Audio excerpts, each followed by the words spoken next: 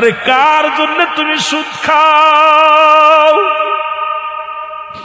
কার জন্য তুমি ঘুষ খাও, কার জন্য তুমি অন্যায় করো?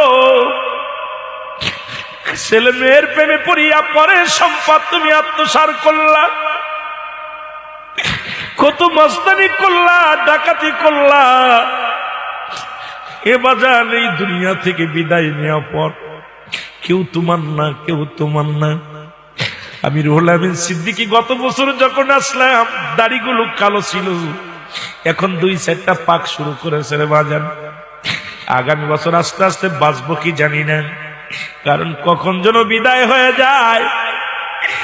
আমার লাশখানা কোথায় রাখবে রে মুসলমান?